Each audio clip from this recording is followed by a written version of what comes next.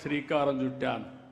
ఇంకో పక్క మీరు చూస్తే పేదల పండుగ మొదటి తారీఖు. ప్రతి ఒక్కరూ పేదల సేవలో ఉండాలి. పింఛన్లు ఇచ్చాం, 200 అన్నా క్యాంటీన్లు పెట్టాం. ప్రతి నియోజకవర్గానికి ఒక అన్నా క్యాంటీన్ పెడతాం. పేదవాడికి కడుపు నిండా భోజనం పెట్టాలని ఎక్కడన్నా బయట పోతే ఆ సమయంలో హోటల్కి పోవడము లేకుంటే క్యారియర్ తీసుకుపోవడం కాకుండా ప్రభుత్వం వారికి భోజనం పెట్టే విధంగా అన్నా క్యాంటీన్లు పెట్టాం. దీపం నేనే పెట్టాను, వంట గ్యాస్ సిలిండర్లు ఇచ్చాను. ఈరోజు దీపం 2 పెట్టి సంవత్సరానికి 3 సిలిండర్లు ప్రతి ఒక్కరికి ఉచితంగా ఇచ్చే కార్యక్రమానికి శ్రీకారం చుట్టాం. ఇప్పుడే ఆడబిడ్డ ఉంది, యానాది కులం, గ్యాస్ వస్తుందా అని అడిగాను. గ్యాస్ కూడా తీసుకోలేకపోతున్నారు. ఇల్లు లేదు, గ్యాస్ కూడా తీసుకోవడం లేదు.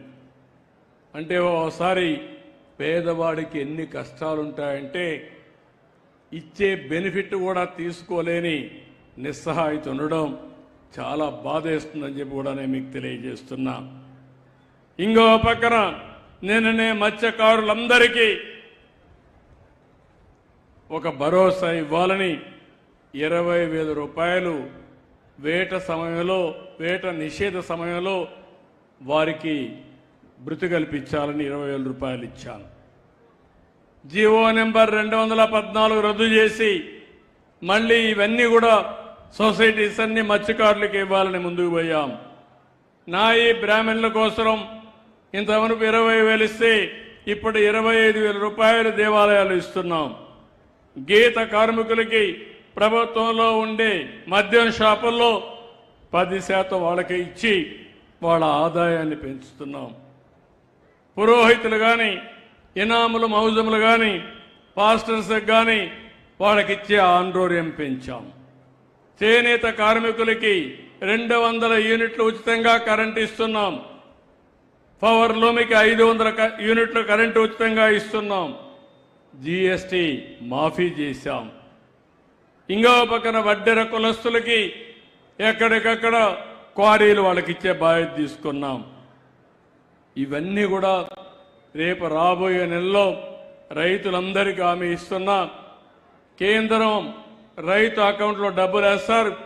అదేవిధంగా సంవత్సరానికి 3 విడతల్లో అన్నదాతకు హామీ ఇచ్చిన ప్రకారంగా సూపర్ 6లో చెప్పిన ప్రకారంగా మీ అకౌంట్లో డబ్బులు వేసే బాధ్యత నాదని మీ అందరికీ హామీ ఇస్తున్నాను. కేంద్రం 6,000 ఇస్తా ఉంది, మనం 14,000 ఇస్తున్నాం. 3 విడతల్లో 14,000 రూపాయలు మీ అకౌంట్లో వేసే బాధ్యత నేను తీసుకుంటాను. ఇంకో పక్క తల్లికి వందనం.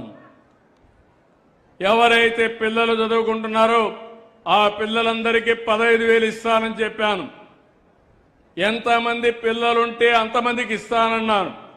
రేపు స్కూల్స్ తెరిచే లోపల డిఎస్ఏ పెట్టి టీచర్లందరినీ ఎక్కడికి పంపించే బాధ్యత తీసుకుంటా.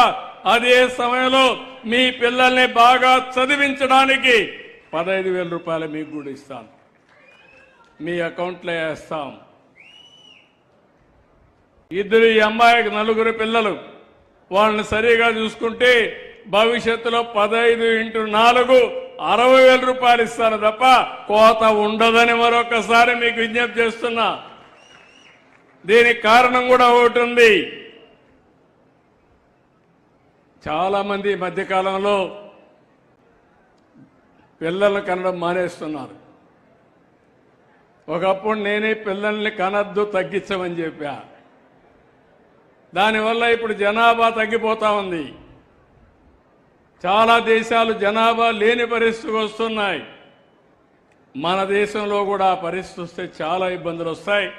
అందుకే ఇప్పుడు నేనే పిలిపిస్తున్నా.